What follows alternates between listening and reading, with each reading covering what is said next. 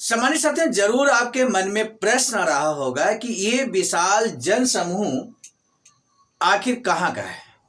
तो हम आपको बता दें, अखिल भारतीय अनुसूचित जाति जनजाति कर्मचारी कल्याण एसोसिएशन आवाज का नई दिल्ली के द्वारा डॉक्टर अंबेडकर अंतर्राष्ट्रीय महासम्मेलन का आयोजन किया गया। 23 नवंबर 2024 और 24 नवंबर 2024 को 2 दिवसीय कार्यक्रम। 24 नवंबर 2024 का ये विशाल जन समूह आप देख रहे हैं, जो यहाँ अपनी गरिमामयी उपस्थिति दे रहा था। उत्तर प्रदेश के एवं बिहार प्रदेश से विभिन्न जनपदों से ये सम्मानित साथीगण आए हुए थे। इस अवसर पर विशिष्ट अतिथि परम आदरणीय Sandeep Kumar ji, chief commissioner income tax, मुख्य आयकर आयुक्त की गरिमामयी उपस्थिति होती है। उनका स्वागत शानदार तरीके से किया जाता है और मंच की तरफ उनको लाया जाता है। सम्मानित साथियों, मंच पर विराजमान होते हैं और इसके बाद कुछ समय के उपरांत, यानी कि प्रशासनिक ब्लॉक के उद्घाटन के उपरांत उनका क्रांतिकारी संबोधन होता है। अगर आपने उनका भाषण नहीं सुना, थोड़ा लंबा जरूर स्पीच है, लेकिन अगर आप धैर्य के साथ उनका स्पीच सुनेंगे तो काफ़ी कुछ आपको मिशन के बारे में, संविधान के बारे में, जो वर्तमान परिदृश्य है उसके बारे में आपको खास जानकारी अवश्य मिलेगी। तो हमारा आपसे निवेदन है कि आप उनके स्पीच को, परम आदरणीय संदीप कुमार जी के स्पीच को आप ध्यान से सुने, धैर्य के साथ सुने और आनंद लें, ज्ञानवर्धन करें। लेकिन उससे पहले एक निवेदन, यदि आप हमारे इस चैनल आवाज का ऑफिशियल पर पहली बार आप देख रहे हैं, आए हैं, तो आप चैनल को सब्सक्राइब करना ना भूलें बेल आइकन के साथ में। आइए हम सुनाते हैं चीफ कमिश्नर इनकम टैक्स आदरणीय संदीप कुमार जी, जो कि विशिष्ट अतिथि के रूप में इस कार्यक्रम में शिरकत कर रहे थे, उनके क्रांतिकारी संबोधन को सुनाते हैं। चीफ कमिश्नर इनकम टैक्स जिला चंदौली, अब लखनऊ, किस का नाम लूं? बहुत ही आदर के साथ जोरदार तालियों से परम आदरणीय संदीप साहब का स्वागत करिए और भाषण को ध्यान से सुनिए। Thank you.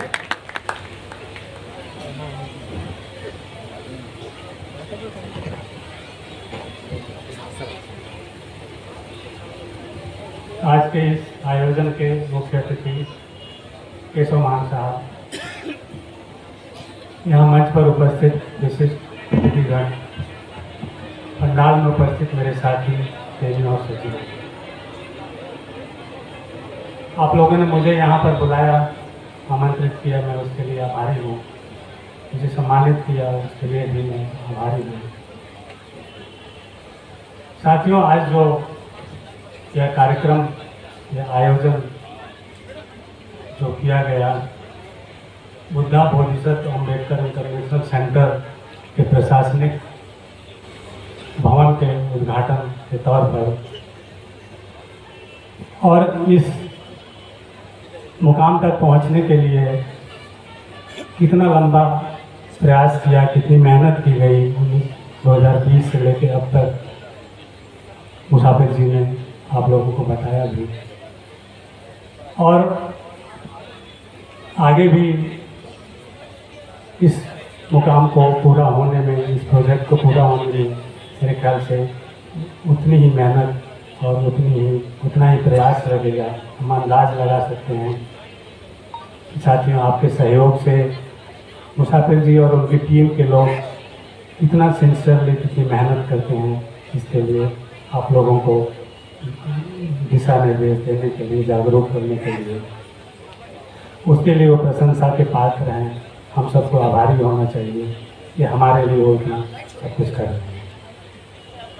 साथियों, जब ये प्रोजेक्ट बन के तैयार होगा, जब इमारत बन के तैयार होगी,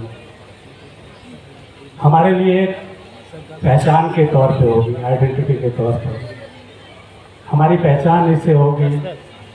हम इस पर गर्व कर सकेंगे, विचार विमर्श करेंगे, अपनी प्लानिंग करेंगे, और मुझे पूरा विश्वास है कि यहाँ से निकलने वाले जो संदेश होंगे वो देश दिगांतर में, देश विदेश में उसी तरह फैलेंगे जैसे कि आज से 2500 साल पहले सारनाथ की इसी धरती पे भगवान बुद्ध के ने जो संदेश दिया तो सारी दुनिया में फैले थे। दोस्तों, इस तरह के इंस्टीट्यूशन, इस तरह की इमारतें बनाने की क्यों ज़रूरत पड़ती है, क्यों इनका महत्व है, ये जानना ज़रूरी है और इसको समझना भी ज़रूरी है। तो इमारतें होती हैं, मॉन्यूमेंट्स जो होते हैं, हमारे इतिहास के, हमारे संघर्ष गाथाओं के प्रतीक चिन्ह होते हैं, माइलस्टोन होते हैं। एक उदाहरण देता हूँ मैं आपको छोटा सा, कि इस तरह की इमारतें या इस तरह के मॉन्यूमेंट हमें कैसे जो है अवेयर करते हैं, जागृत करते हैं। आज गांव-गांव में और मोहल्ले में आप लोग बाबा साहब की मूर्तियाँ देखते हैं। 20-25 साल पहले शायद ये मूर्तियाँ नहीं थी, ये उसके बाद का जो है प्रोग्रेस है। जब उसके पहले मूर्तियाँ जब नहीं थी हमारे पास, तो हमारे पास सार्वजनिक जीवन में कहने के लिए कुछ भी नहीं था। जो अभी बात चल रही थी एक अपने स्वामित्व की, एक ओनरशिप की, वो शायद कहीं नहीं थी। इन मूर्तियों ने हमको ओनरशिप दी।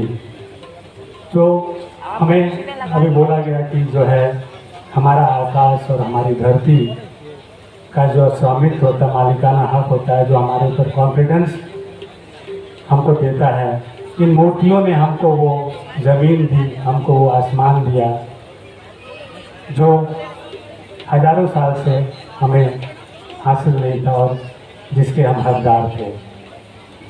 इन मूर्तियों ने हमको एक ऐसा सेंट्रल पॉइंट दिया जहाँ पर बैठकर हम आपस में इकट्ठा हो सकते हैं, बातचीत कर सकते हैं, विचार विमर्श कर सकते हैं, अपने विचारों का आदान प्रदान कर सकते हैं। और जो समाज की एकता और समाज के जागरण के लिए जो विचारों की आवश्यकता होती है और जो यूनिटी के लिए जो एक बंधन की ज़रूरत होती है, मूर्तियों ने बहुत बड़ा योगदान इसमें दिया। हमें सेल्फ रिस्पेक्ट भी दी कि ये हमारा है, ये मूर्ति हमारी है, बाबा साहब हमारे हैं और ये जगह हमारी है। और मैंने तो देखा कई जगहों पर इन मूर्तियों के साथ, बल्कि अपने गांव में भी मैंने देखा पेशावर में, इन मूर्तियों के साथ ढेर सारे क्लब बनाए गए, हॉल बनाए गए और उन क्लब्स का और मूर्तियों हॉल का उपयोग हमारे समाज के लोग करते हैं। उसके पहले उनको दूसरों के आगे हाथ फैलाने की ज़रूरत पड़ती थी और उनकी अपनी कोई जगह नहीं थी, खर्चा करना पड़ता था। लेकिन इन सब के बनने के बाद वो अपना जो एसेट है, एक उनको किसी के आगे हाथ फैलाने की ज़रूरत नहीं, एक सेल्फ रिस्पेक्ट की जो भावना होती है वो इन जगहों ने हमको उपलब्ध कराई है। अच्छा, कितनी खूबसूरत मूर्तियां हैं, देखिए। उनके एक हाथ में संविधान है जो स्वतंत्रता, समानता और बंधुत्व का प्रतीक है, एक, और दूसरा हाथ जो है सामने की ओर इशारा करता है, हमारा लक्ष्य निर्धारित करता है कि हम उस स्वतंत्रता, समानता और बंधुत्व पर आधारित समाज को स्थापित करें। उसके लिए जो है हम प्रयास करें, चाहे वो सत्ता के माध्यम से हो, चाहे सामाजिक क्रांति के माध्यम से हो। तो वो ये मूर्तियाँ उस महात्मा गांधी की मूर्तियों की तरह नहीं हैं जिनके हाथ में भगवत गीता है। वो भगवत गीता जो वर्णाश्रम धर्म, वर्ण व्यवस्था की हिमायती है, भाई को भाई से लड़ाने की प्रेरणा देती है और हिंसा की संस्कृति को भी बढ़ावा देती है। तो साथियों, इस तरह जो हमारे इंस्टीट्यूट बनते हैं उस मूर्तियों की तर्ज पर, वो निस्संदेह हमारा ये भी इंस्टीट्यूट जो है एक माइलस्टोन होगा, हमारे संघर्षों की जो गाथा होगी उसमें एक मुकाम होगा ये। और यहाँ पर जो एक्टिविटीज़ होंगी हमारे समाज को आगे बढ़ाने में, उनका भरपूर सहयोग होगा और संघर्ष की इस जर्नी में, इस यात्रा में मुसाफिर जी यकीन मानिए कि इस जर्नी में हम सब मुसाफिर हैं आपके साथ, जो ना कि ना हम थकेंगे न बैठेंगे और मंजिल को प्राप्त होने तक हम न रुकेंगे। तो साथियों, इसलिए ये जो प्रोजेक्ट लिया गया है, जो शुरुआत की गई है, एक प्रशंसनीय कदम है हमारे समाज के लिए आगे बढ़ने के लिए। साथियों, मैं आप लोग इतने सारी संख्या में यहाँ पर इकट्ठे हुए हैं, मैं इस टॉपिक पर थोड़ा देर में आऊँगा। कुछ बातें कर लेते हैं आज के समसामयिक, आज के परिदृश्य में जो बातें, जो घटनाएं हो रही हैं, जो बातें चल रही हैं, उसके बारे में थोड़ा सा बात कर लेते हैं। बात चली थी कि कैसे हमारा शोषण किया जाता है, कैसे भेदभाव और अन्याय और अत्याचार की जो व्यवस्था है उसको कैसे बढ़ावा दिया जाता है, कितनी चालाकी से और कितने षड्यंत्रपूर्ण तरीके से इस व्यवस्था को बनाए रखा गया और बनाया, आगे भी उसको बनाए रखने की पूरी कोशिश है। साथियों, आप लोगों ने अखबारों में पढ़ा होगा, टीवी में देखा होगा, सोशल मीडिया में देखा होगा, आजकल एक बहुत जोरों से एक नारा चल रहा है समाज में कि बटेंगे तो कटेंगे। उसके साथ एक और नारा दिया गया कि एक है तो सेफ है। जाहिर है कि नारा पॉलिटिकल है और हिंदुओं का वोट बैंक बनाए रखने के लिए मुसलमानों के खिलाफ ही नारा दिया गया है।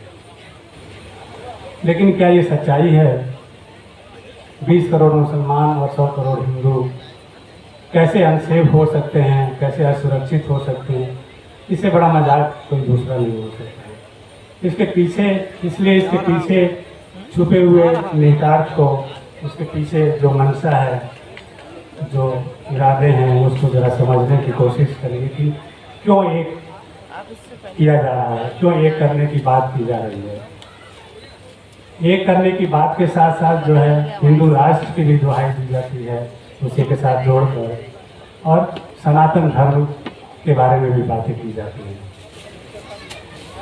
तो ऐसा नहीं कि हिंदुओं को एक करने की बात आज ही की जा रही है, बहुत पुराने ज़माने से इसके बारे में जो है नारे दिए जाते रहे और बोला जाता रहा। पुराणों के समय में बोला गया वसुधैव कुटुंबकम, वो इसलिए बोला गया कि बौद्ध धर्म का प्रचार प्रसार हुआ था, हिंदू जो है बौद्ध धर्म अपनाने लगे थे, तो हिंदू धर्म खतरे में आया था, तो उनको एक साथ जोड़ने के लिए हिंदुओं को एक परिवार के तौर पर संज्ञा देकर उनको एक साथ जोड़ने की बात की गई थी। उसके बाद देश में मुसलमान आए, क्रिश्चियन आए, ढेर सारे जो सफ़र करते थे प्रताड़ित हिंदू थे, और निश्चित तौर पे जो हमारे वर्ग के लोग दबे कुचले थे वही कन्वर्ट होके मुस्लिम बने और क्रिश्चियन बने। तो उनको वहाँ उधर से कन्वर्जन से रोकने के लिए और अपने पाले में बनाए रखने के लिए हिंदू महासभा, आर्य समाज जैसी संस्थाएं बनाई गई 20वीं शताब्दी के शुरू में, और हिंदुओं को एक करने के लिए और एक परिवार में बांधे रखने के लिए फिर से आंदोलन चलाए गए, और दिखाव के तौर पर तमाम जो समाज सुधार किए गए, जो केवल जिन्होंने कोई आमूलचूल परिवर्तन तो नहीं किया, केवल ऊपर का दिखावा करते रहे। उसके बाद अब फिर से जो है सनातन धर्म के ऊपर, सनातन धर्म पर आधारित हिंदू राष्ट्र की बात की जा रही है, और हिंदुओं को एक परिवार और एक घर बोला जा रहा है कि एक बहुत बड़ा घर में, एक बहुत बड़े घर में हम सब एक परिवार की तरह हैं, उस घर के एक सदस्य के तौर पर हैं। और साथियों, सनातन धर्म, मैं कई बार कहता हूँ कि सनातन धर्म आखिर उसका कॉन्स्टिट्यूशन क्या है, उसका संविधान क्या है? निश्चित तौर पर मनुस्मृति ये उसका संविधान है, और जो हिंदू राष्ट्र की बात की जा रही है वो मनुस्मृति पर आधारित जो है समाज को चलाने के लिए फिर से उसको रिवाइव करने की बात की जा रही है। और नारा दिया जा रहा है कि हम एक परिवार हैं, एक बड़े परिवार के सदस्य हैं। लेकिन साथियों, आप जान लीजिए, आप समझिए इस बात को कि उस बड़े परिवार में, उस बड़े घर में आपकी क्या हैसियत है। आपकी हैसियत केवल उसके सर्वेंट क्वार्टर में है।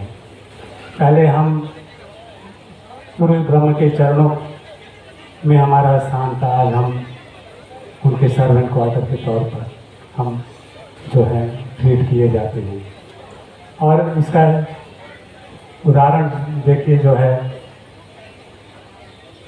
उनको सर्वेंट क्वार्टर से बेडरूम और ड्राइंग रूम में आपकी हिम्मत नहीं है, आपको घुसने नहीं दिया जाएगा, आपको जो है वहाँ से खदेड़ के बाहर कर दिया जाएगा, क्योंकि वो उनका विशेषाधिकार है।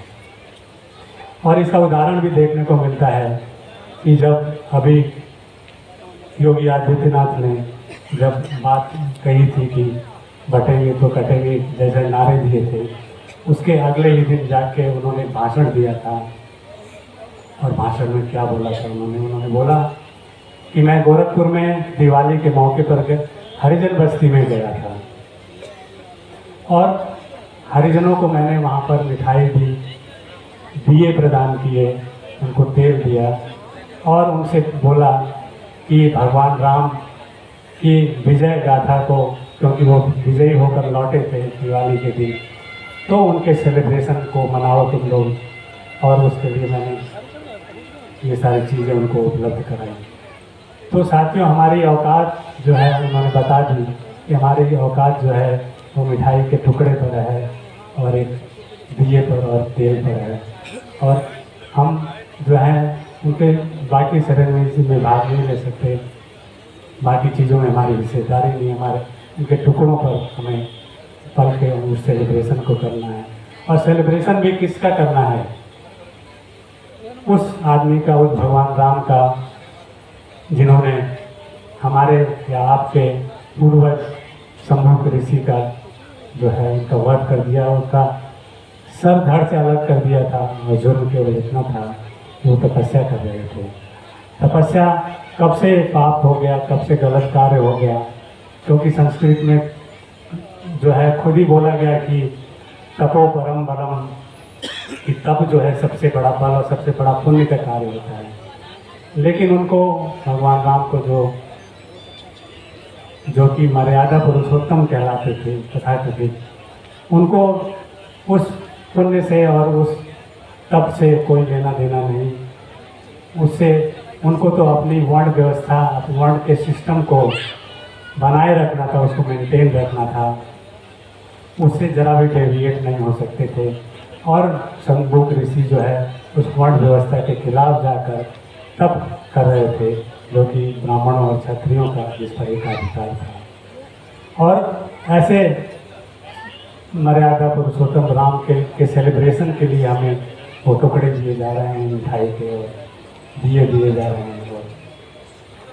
तो साथियों, आपकी औकात क्या है, आपका स्टेटस क्या है इस परिवार में? जो एक किए जाने की जो बात की जा रही है, ज़रा समझने की कोशिश कीजिए इसको। एक और मैं उदाहरण देता हूँ। अभी मैं कल ही अखबार में पढ़ रहा था कि अभी महाकुंभ होने वाला है प्रयागराज में, तो वहाँ पर 13 अखाड़े साधुओं के वहाँ पर आते हैं, स्नान करते हैं और वहाँ पर रहते हैं। तो वाल्मीकि समुदाय के लोगों ने डिमांड रखी कि हमें 14वें अखाड़े के तौर पर हमको रिकॉग्नाइज किया जाए, हमको एक्नॉलेज किया जाए और हमें वहाँ पर जगह दी जाए और शाही स्नान में हिस्सेदारी दी जाए।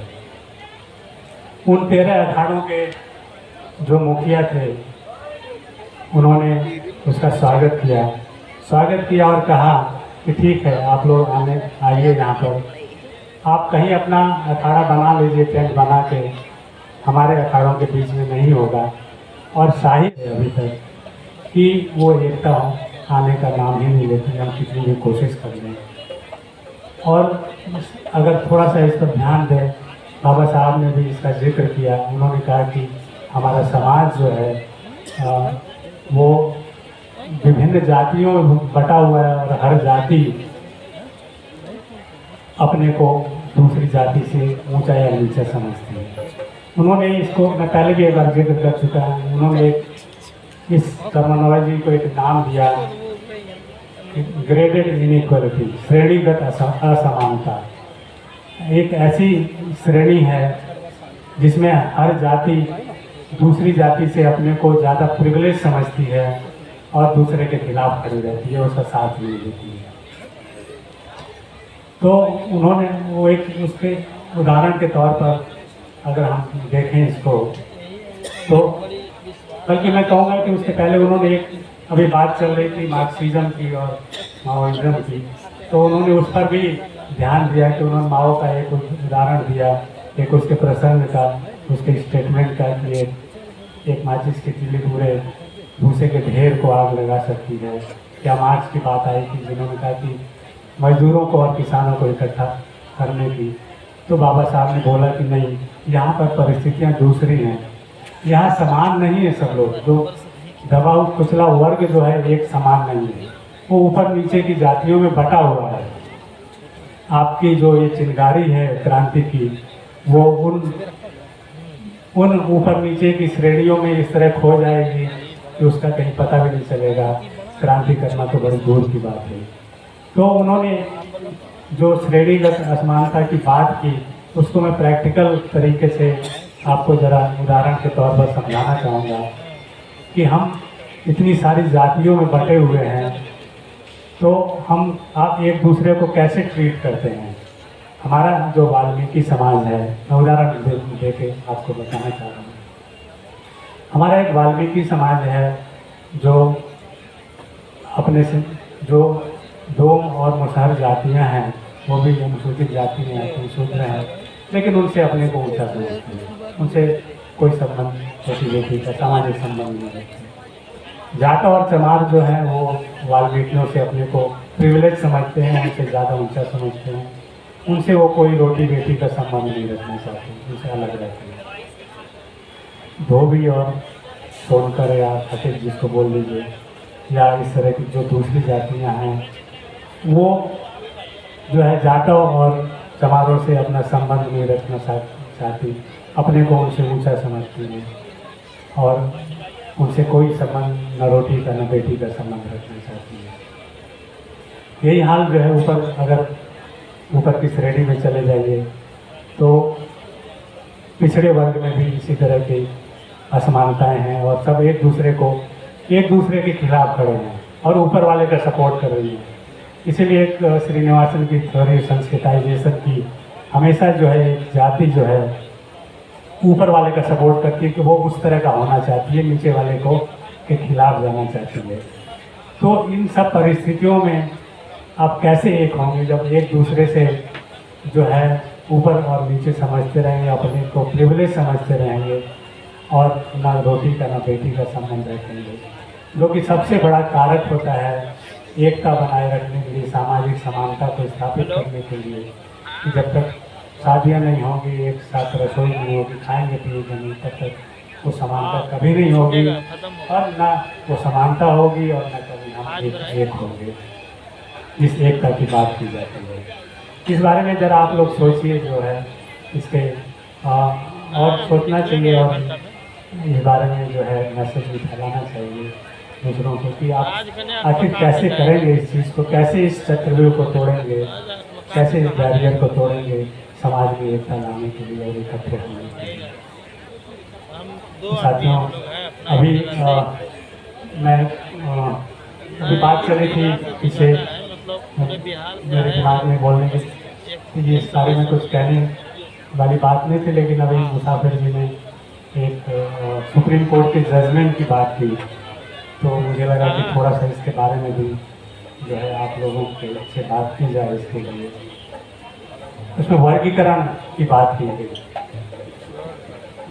देखिए दोस्तों, कितना चालाकी से भरा हुआ उनका एक कदम है उन लोगों का जो आरक्षण के विरोधी हैं, जो नहीं चाहते कि हम जो है आरक्षण का लाभ उठा पाएँ।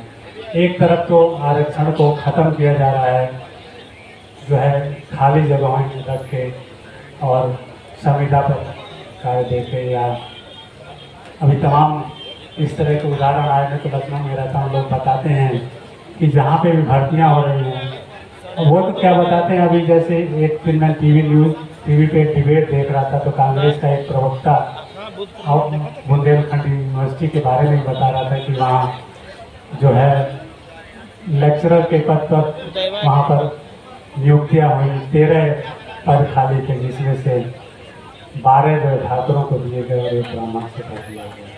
ना कोई रिजर्वेशन, ना कोई उसको उसके बारे में, ना बैकवर्ड को, ना एसटी को, ना एसटी को, कोई रिजर्वेशन की बात ही नहीं। खुलेआम धांधली और उसको जो है न किसी ने आवाज़ उठाई। लखनऊ में मैं रहता हूँ, तमाम लोग बताते रहते हैं, वहाँ जो भर्तियाँ होती हैं, चाहे सचिवालय में हों, चाहे मेडिकल कॉलेज के डॉक्टर्स हों, वहाँ जो भर्तियाँ होती हैं सरासर मनमानी चलती है। संविधान के नाम पर जो है आरक्षण से वंचित कर दिया जाता है और जो है अपने मन से अपने लोगों को वोट दिया जाता है। तो ऐसे माहौल में जहाँ पर जब ये डिमांड उठने लगती है कि जगह भरी जाएं, जब 50% जगहें खाली हैं और संविदा पर भर्ती की जा रही है, तो जाहिर है कि डिमांड उठेगी कि ये रिक्तियाँ भरी क्यों नहीं जा रही, हमारा आरक्षण पूरा क्यों नहीं किया जा रहा है। तो उससे ध्यान भटकाने के लिए जो है खाली जगह नहीं भरी जा रही है, लेकिन उनको जो बची खुची थोड़ी बहुत जगह है उसके लिए कहा जा रहा है कि वर्गीकरण कर दिया जाए, कि विभिन्न जातियों में उनको वर्गीकरण करके जो है फिर उनको उसके हिसाब से उनको रिजर्वेशन दिया जाए। अभी आपने जगह ही नहीं भरी, 100 वैकेंसी में 40 या 50 वैकेंसी भरी है, 60 खाली है, उसको भर नहीं रहे हैं। और उसके बाद जो बचे खुचे में भी आप बांटने की कोशिश कर रहे हैं कि जो है अलग अलग जातियों को अलग अलग तरीके से परसेंटेज से आरक्षण दिया जाए। तो ये इतना चालाकी भरा कदम है उस मूल मुद्दे से अलग हटाने का, आरक्षण को के लाभ को देने का या उससे वंचित रखने का, कि एक नया सरूफा छोड़ दो कि जो बचे खुचे जो जगह हम आरक्षण का जो लाभ मजबूरी में दे रहे हैं उसमें भी आपस में फूट पैदा कर दो लोगों को, कि जो है वो अलग अलग जातियाँ अपने अपने आरक्षण के लिए अलग अलग ट्रेन करते हैं। साथियों, इस षड्यंत्र को, इस चालाकी को समझने की ज़रूरत है और इसका विरोध होना चाहिए पुरजोर तरीके से।